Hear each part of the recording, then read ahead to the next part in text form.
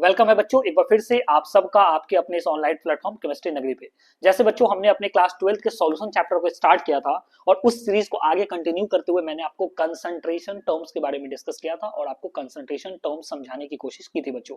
आज के इस सेशन में हम लोग कंसंट्रेशन टर्म्स टॉपिक को आगे बढ़ाते हुए मोलारिटी को देखेंगे और मुझे पूरा उम्मीद होगा आपने पिछले वीडियो में हमारे मोल फ्रैक्शंस को बहुत अच्छे से समझा होगा और उससे रिलेटेड क्वेश्चंस को किया होगा। जैसे ही ये हमारा टॉपिक खत्म होगा मैं एक सेशन आपके लिए क्वेश्चन प्रैक्टिस करा दूंगा जिसमें हम लोग सॉल्यूशन से रिलेटेड मैक्सिमम क्वेश्चंस को कर लेंगे बच्चों। तो चलिए देर ना करते हुए आज के सेशन में हम लोग अपने मोलारिटी टॉपिक को समझने की कोशिश करते हैं। ध्यान रखिएगा, कंसंट्रेशन टर्म को समझने के साथ साथ ये मोलारिटी टर्म्स को समझना आपके लिए बहुत ज्यादा इंपॉर्टेंट है बच्चों, क्योंकि इस मोलारिटी फंक्शंस का यूज और इस फॉर्मूले का यूज आपको सॉल्यूशन चैप्टर में तो होगा ही, बट इसके साथ जब आप केमिकल काइनेटिक्स चैप्टर में जाओगे क्लास 12 के, तो वहां भी आपको मोलारिटी टर्म से कुछ ना कुछ क्वेश्चंस मिलेंगे बच्चों। तो आइए शुरू करते हैं मोलारिटी को। सबसे पहले हम लोग मोलारिटी के डिफिनेशन को समझने का प्रयास करते हैं बच्चों। कहता है क्या, it is denoted by capital M. ये चीज सबसे बेसिक्स है, ध्यान रखिएगा। मोलारिटी को हम क्या कर सकते हैं, कैपिटल एम से डिनोट कर सकते हैं बच्चों। अगर इसके डिफिनेशन को देखें तो कहता है क्या, the number of mole of solute dissolve in 1 litre of solution. Obvious सी बात है, मैंने आपको स्टार्टिंग ही क्लासेस में और स्टार्टिंग वीडियो में बताया था कि जब भी एक सॉल्यूशन की बात करेंगे तो सॉल्यूशन में हमारा क्या होता है, सॉल्यूट और सॉल्वेंट। और मैंने आपको बताया था कि किसी भी सॉल्यूशन में सॉल्यूट के कंसंट्रेशन को मेजर करने के लिए हमारे पास क्या है, डिफरेंट टाइप्स ऑफ मेथोडोलॉजी है, जिसमें हमारा क्या है, मोल फ्रैक्शन भी है, मोलारिटी भी है, मोलालिटी भी है। तो ये मोलारिटी हमारा क्या है, एक तरह का हमारा क्या है, अप्रोच है, एक तरह का हमारा क्या है, फॉर्मूला है, जिससे हम लोग क्या कर सकते हैं, सॉल्यूट के कंसंट्रेशन को निकाल सकते हैं। तो ध्यान रखिएगा, इसका फॉर्मूला क्या होगा, number of mole of solute dissolve in 1 litre of solution. यानी 1 लीटर सॉल्यूशन में कितने सॉल्यूट के मोल्स डिसॉल्व हैं उसको कैलकुलेट हम लोग करते हैं किससे, मोलारिटी से। तो आइए इसके डिफिनेशन को देख लेते हैं बच्चों। तो कहता है क्या, मोलारिटी को डिनोट करते हैं किससे, कैपिटल एम। तो कहता है क्या, इसका फॉर्मूला होता है एन बाई वी, और एन का मतलब हमारा क्या होता है यहाँ, number of moles of solute. यानी किसी भी सॉल्यूशन में सॉल्यूट का कितना नंबर ऑफ मोल्स डिसॉल्व है, कितने, तो हमारे वॉल्यूम ऑफ सॉल्यूशन। और हमेशा ध्यान रखिएगा, जब भी आप मोलारिटी कैलकुलेट करोगे तो मोलारिटी में आपको सॉल्यूशन का जो वॉल्यूम होगा वो हमेशा क्या लेना है, लीटर में लेना बच्चों। आइए इसके ऐसा यूनिट को देख लेते हैं। कभी कभी क्वेश्चंस आपके एमसीक्यू में क्या करते हैं, मोलारिटी के यूनिट से भी पूछ लेते हैं। तो number of mole of solute का यूनिट क्या होता है, मोल, और वॉल्यूम ऑफ सॉल्यूशन क्या है, लीटर। तो याद रखिएगा इसका यूनिट क्या होगा, मोल पर लीटर। यानी मोल लीटर इनवर्स भी लिख सकते हो या मोल्स पर लीटर भी लिख सकते हो। तो ये था हमारा बेसिक आइडिया किसका, मोलारिटी का। चलिए इसी फॉर्मूले को देखो दूसरे टाइप से कैसे लिखता है, ठीक है। आपने क्लास 9th में पढ़ा होगा, जो हमारा नंबर ऑफ मोल्स होता है ना बच्चों, वो नंबर ऑफ मोल्स हमारा क्या होता है, weight of solute upon gram molecular weight of solute.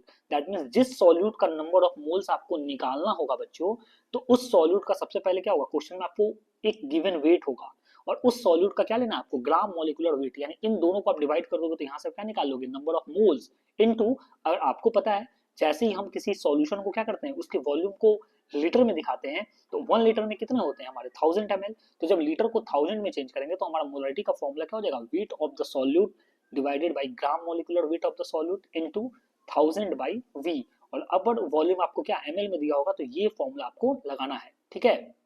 कभी कभी क्वेश्चन में क्या होगा, मोलारिटी के आपको डायरेक्ट क्या होगा, नंबर ऑफ मोल्स, सॉल्यूट के नंबर ऑफ मोल्स गिवन नहीं होगा, उसका वेट गिवन होगा। तो इस वेट से आप क्या कर लोगे, इस फॉर्मूले से आप नंबर ऑफ मोल्स पहले कैलकुलेट कर लेना और उसको क्या कर देना, इस फॉर्मूले से डिवाइड कर देना, आपका क्या निकल जाएगा, मोलारिटी कैलकुलेट हो जाएगा बच्चों। चलो आओ, अब देखो मोलारिटी हमारा क्या हो जाएगा, W।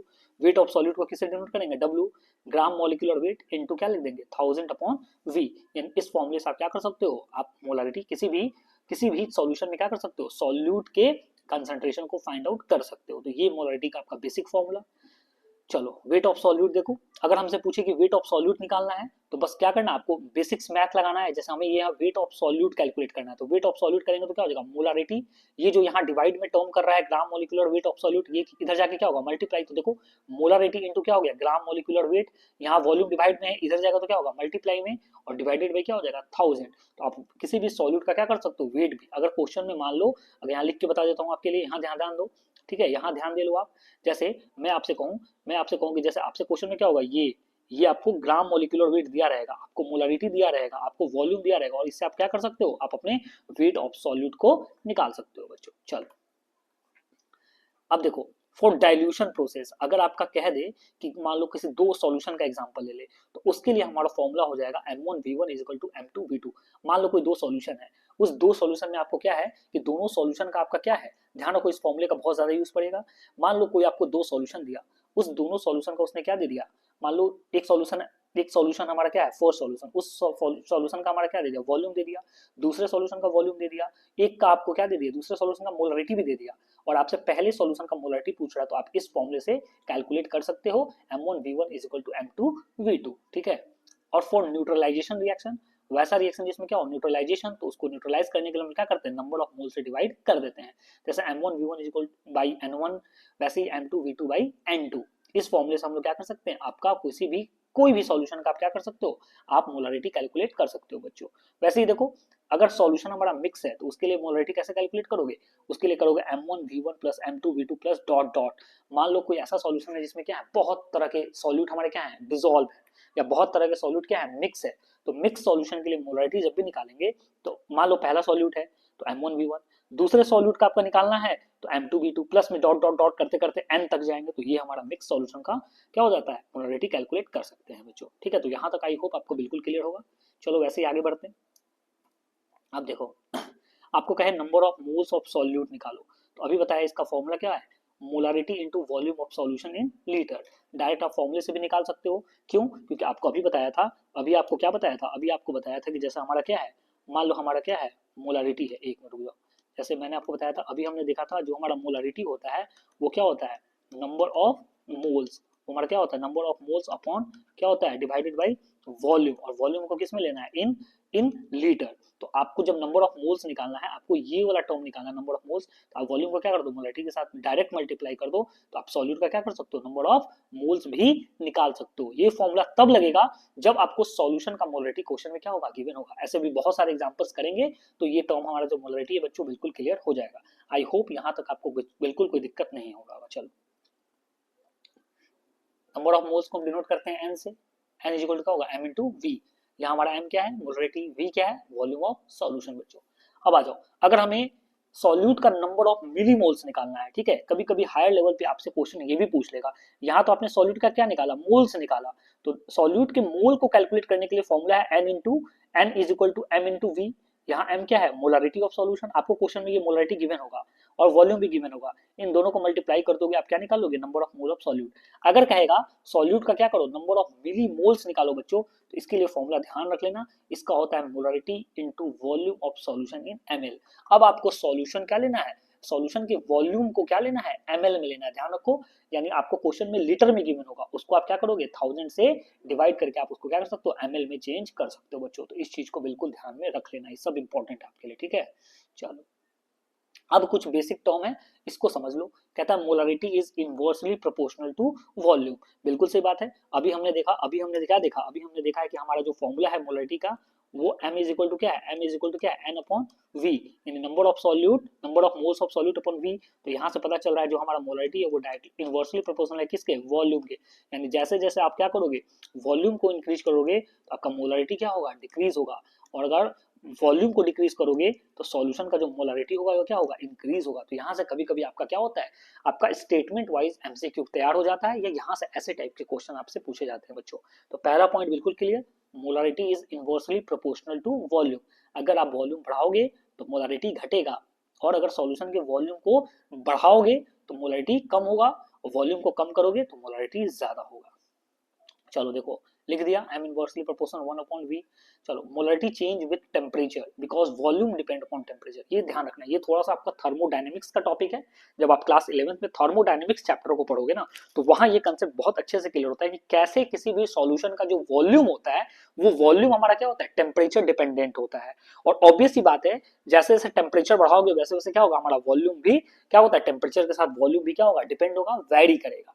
तो अगर हमारा क्या है टेम्परेचर डिपेंड वॉल्यूम डिपेंड करता है टेम्परेचर पे, तो ऑब्वियस ही बात है वॉल्यूम रिलेट है किससे मोलारिटी से, तो हमारा मोलारिटी भी सॉल्यूशन का चेंज होगा। तो इस चीज को भी आपको ध्यान रखना है बच्चों, ठीक है। चलो कहता है विथ राइज इन टेम्परेचर, देखो अगर टेम्परेचर बढ़ाओगे तो वॉल्यूम भी क्या होगा बढ़ेगा, और ऑब्वियस ही बात है अगर टेम्परेचर कम करोगे तो वॉल्यूम डिक्रीज होगा। और यहाँ आपको पता है देखो टेम्परेचर को आप राइज करो, टेम्परेचर जैसे ही राइज करोगे तो वॉल्यूम क्या होगा, बड़ा होगा, इंक्रीज होगा, और वॉल्यूम बढ़ेगा तो मोलारिटी क्या होगा, घटेगा। क्यों? क्योंकि वॉल्यूम के क्या है, इनवर्सली प्रोपोर्शनल है मोलारिटी। तो इस टर्म को ध्यान रखना, एमसीक्यू में क्वेश्चन बहुत एग्जाम में पूछा है और आपके अपकमिंग बोर्ड एग्जाम्स में यहाँ से क्वेश्चन पूछने के चांसेस बहुत ज्यादा है बच्चों, ठीक है।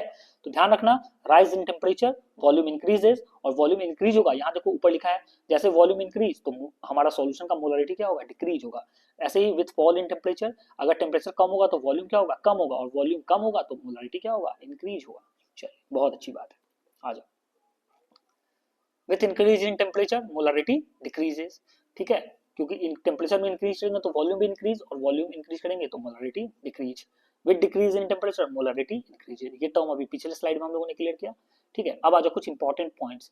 ये आज का जो हमारा सेशन है मोलारिटी का, आई थिंक आपको बहुत सारी चीजें इसमें नई नई पता चली होंगी और बहुत ऐसे पॉइंट्स आपको क्लियर भी हुए होंगे। तो आपको बिल्कुल डरना नहीं है, फेयर नहीं करना है सॉल्यूशन से, आप बस इस सेशन को ज्वाइन करो। और आपको ये क्लास अच्छा लगता है बच्चों तो आप अपने फीडबैक और अपना कमेंट क्या कर सकते हो, कमेंट बॉक्स में ड्रॉप कर सकते हो। और अगर आपको मेरा वीडियो ज्यादा अच्छा लगता है तो फिर चैनल को सब्सक्राइब कर लेना, आपको आने वाली वीडियो का नोटिफिकेशन भी आपको मिल जाएगा बच्चों। तो अगर आपको ये सेशन अच्छा लगता है, वैसे ही मैंने आपके लिए क्लास 12 के ऑर्गेनिक को शुरू करने से पहले मैंने आपके लिए बेसिक ऑर्गेनिक का सीरीज भी स्टार्ट किया है, जहां पे मैं आपको बेसिक ऑर्गेनिक के टर्म्स एंड कंसेप्ट्स को क्लियर करता हूं। एक बार आप बेसिक ऑर्गेनिक को अच्छे से कर लोगे, फिर आपके क्लास 12 का ऑर्गेनिक को भी बहुत जल्द मैं शुरू करूंगा और आपको मजा आएगा। तो इस चैनल पे अगर आप अपने ऑर्गेनिक और अपनी पूरी केमिस्ट्री को स्ट्रॉन्ग करना चाहते हो तो फिर आप हमारे चैनल से जुड़ सकते हैं बच्चों। आ जाओ इंपॉर्टेंट पॉइंट्स के बारे में डिस्कशन करते हैं। देखो, एक होता है हमारा डेसी मोलर, तो डेसी मोलर को ध्यान रखना, अगर आपको डेसी मोलर का है तो डेसी मोलर इक्वल टू क्या होता है, 0.1 मोलर, ठीक है। वैसे ही आपको कहे सेंटी मोलर, ठीक है, तो सेंटी मोलर को लिखते हैं 0.001 मोलर। कभी कभी क्या होगा, सॉल्यूशन का जो मोलरिटी होगा वो आपको डेसी मोलर में गिवन होगा, तो जब आपको मोलरिटी क्या होगा ना कि डेसी मोलर में गिवन होगा तो आपको उसको चेंज करना होगा किसमें, मोलर में, तो 0.1 में ध्यान रखिएगा। वैसे ही सेंटी मोलर में कितना, 0.01, इसको जब हटाओगे तो क्या हो जाएगा, डेसी मोलर इक्वल टू कितना, 1/10 मोल। ऑब्वियस सी बात है ना, मोलरिटी कितना हो जाएगा, 1/10 मोलरिटी।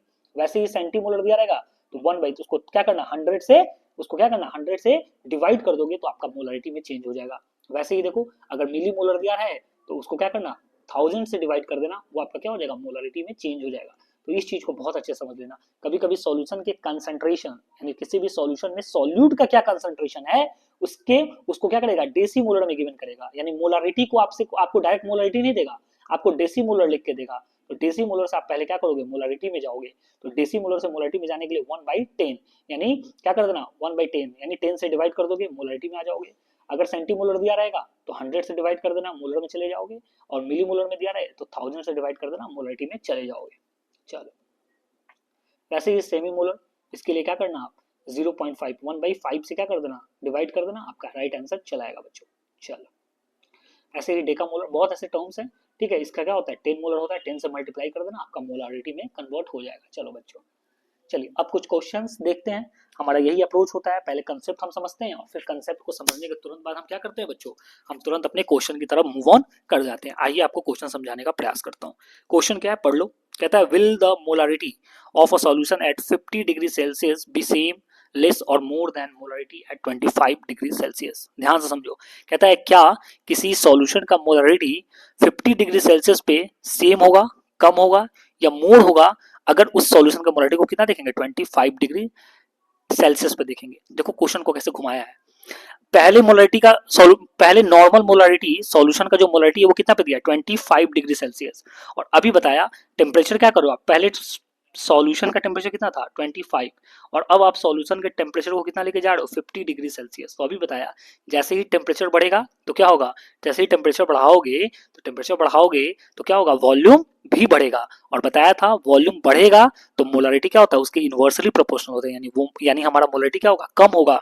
तो कहता है बताओ 25 डिग्री सेल्सियस पे जो सॉल्यूशन का मोलारिटी है, क्या वो 50 डिग्री सेल्सियस पे सॉल्यूशन का मोलारिटी सेम होगा, तो नहीं, सेम नहीं होगा, क्या हो जाएगा, कम हो जाएगा। क्या हो जाएगा, कम। क्यों, टेम्परेचर बढ़ने के साथ हमारा क्या होता है, टेम्परेचर बढ़ने के साथ हमारा सॉल्यूशन का मोलारिटी कम होता है।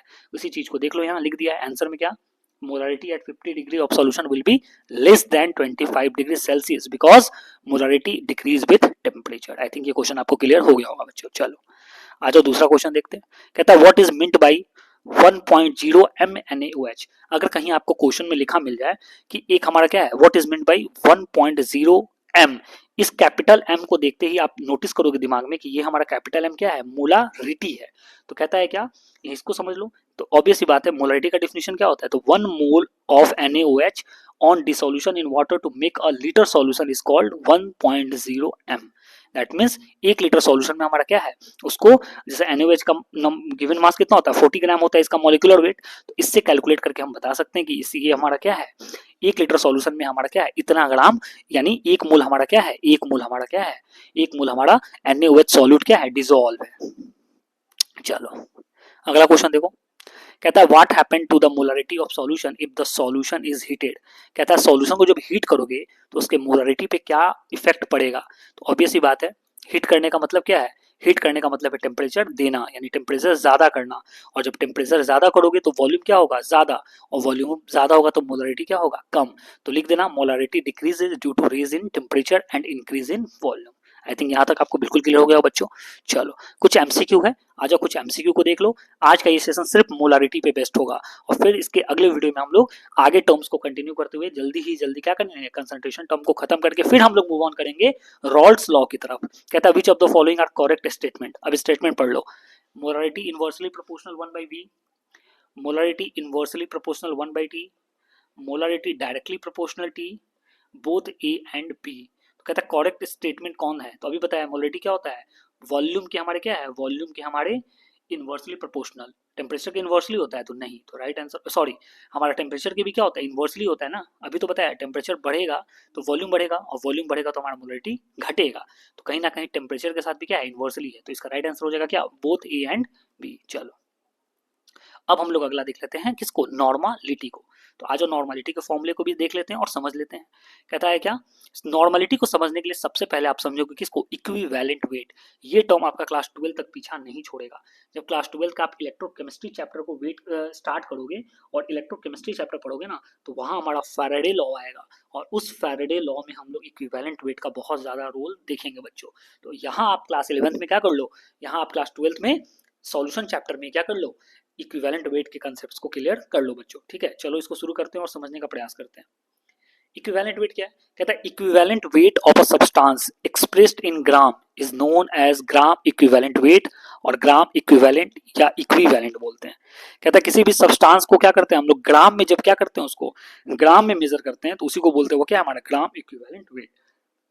चलो इसको और अच्छे से समझते हैं। The weight of the substance that combine or displace with 1.008 gram of hydrogen or 8 gram of oxygen or 35.5 gram of chlorine।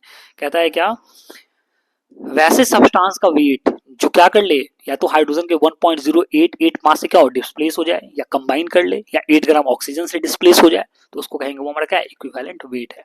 जैसे देखो equivalent weight of an element निकालना है, जैसे आपको मैं कहूं कि हाइड्रोजन का इक्विवेलेंट वेट ऑफ हाइड्रोजन क्या है, तो कहता है वेट ऑफ एलिमेंट, यानी जिस एलिमेंट का आपको इक्विवेलेंट वेट निकालना है तो वेट ऑफ इक्विवेलेंट और उसके वेट ऑफ हाइड्रोजन से क्या कर लो इनटू 1.008 कर लो, तो यहाँ से आप क्या कर सकते हो इक्विवेलेंट वेट को काउंट कर सकते हो। ठीक है, जैसे देखो अगर हमें इक्विवेलेंट वेट ऑफ ऑक्सीजन निकालना है तो हमें क्या लेना होगा, weight of element upon volume of hydrogen at STP in ML into क्या करना होगा 11,200।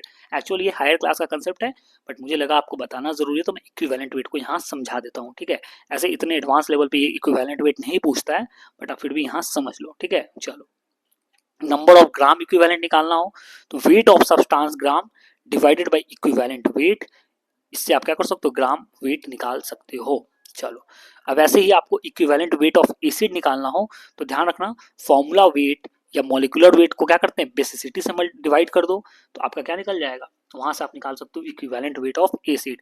जैसे देखो number of replaceable hydrogens of acid is called basicity, मतलब किसी भी कंपाउंड में कितने हाइड्रोजन को आप क्या कर सकते हो रिप्लेस कर सकते हो, वही उसका क्या है बेसिसिटी है।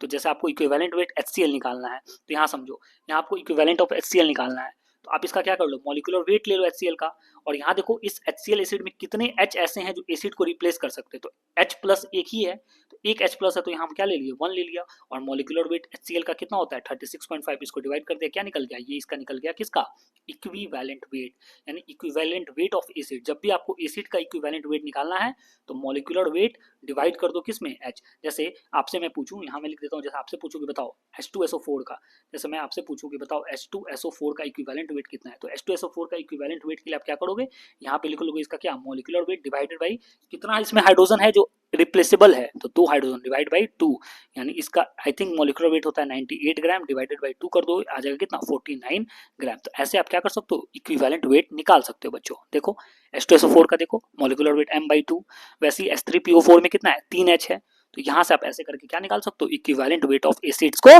निकाल सकते हो। एलिमेंट बहुत कम आता है, सबसे ज्यादा इक्विवेलेंट वेट आपको एसिड बेस और साल्ट ये 3 का आता है। तो आपने एसिड समझ लिया, आ जाओ आप समझ लेते हैं। देखो यही एग्जांपल मैंने लिखा, बहुत सारे ऐसे एग्जांपल हैं, बहुत एग्जांपल है, चाहो तो आप कॉपी में नोट डाउन कर लो, इसको पढ़ते रहो, इसको समझते रहो।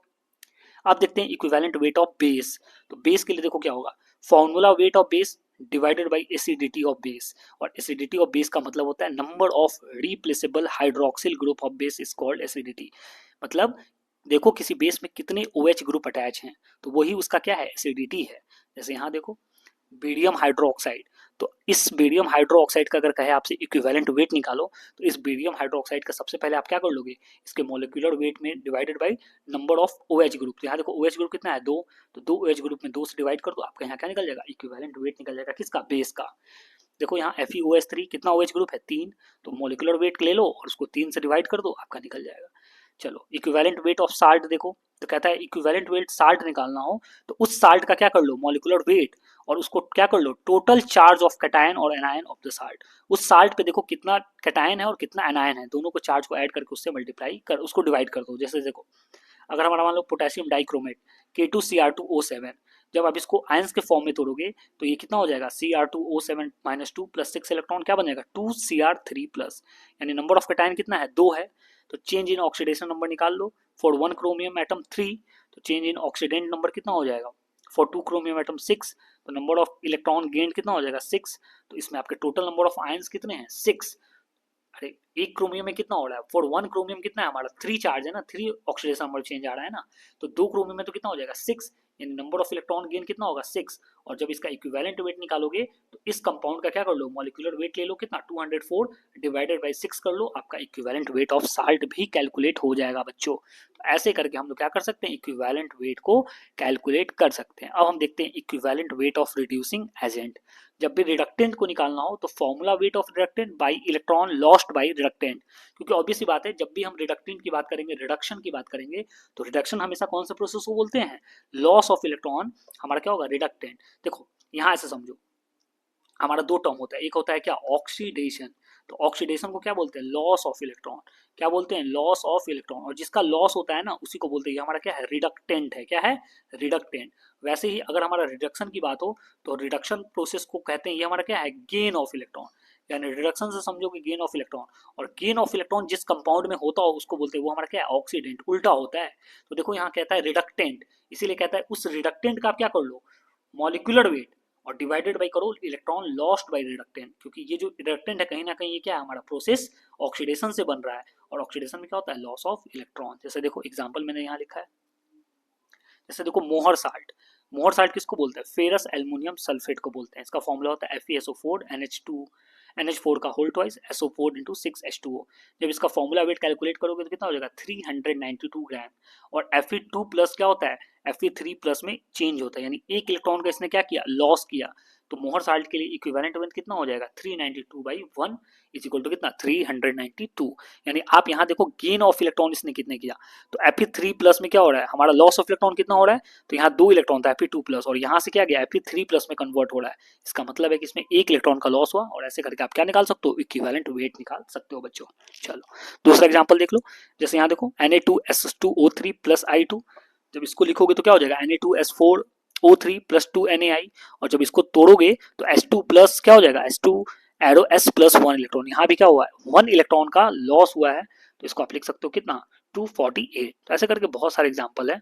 आप देखो EW of a compound in disproportionation reaction, ये हम लोग क्या कर लेंगे अपने अगले क्लास में कंप्लीट करेंगे, क्योंकि ये जो नॉर्मलिटी और इक्विवेलेंट का कंसेप्ट है बेटा, ये इक्विवेलेंट कंसेप्ट क्या है आपका थोड़ा लंबा है, तो वीडियो को ज्यादा लंबा ना करते हुए आज के लिए फिलहाल हम लोग यहीं पे अपने सेशन को क्या कर लेंगे खत्म कर लेंगे, फिर अगले सेशन में जैसे ही हम आएंगे तो क्या कर लेंगे इस टॉपिक्स को और इस कंसंट्रेशन टर्म को हम लोग खत्म कर लेंगे बच्चों। तो फिलहाल आज के लिए इतना ही, फिर मिलते हैं हम अपने अगले क्लास में। तब तक के लिए आप लोग अपनी पढ़ाई को कंटिन्यू करो, और आपको अगर ये क्लास अच्छा लग रहा है बच्चों तो आप प्लीज नीचे क्या कर लो, कमेंट बॉक्स में अपने फीडबैक को जरूर लिखना, ठीक है बच्चों, आपके कमेंट का मुझे वेट रहता है। तो फिलहाल आज के लिए इतना ही, फिर मिलते हैं अगले सेशन में। तब तक के लिए बच्चों ध्यान रखो, अच्छे से पढ़ाई करो।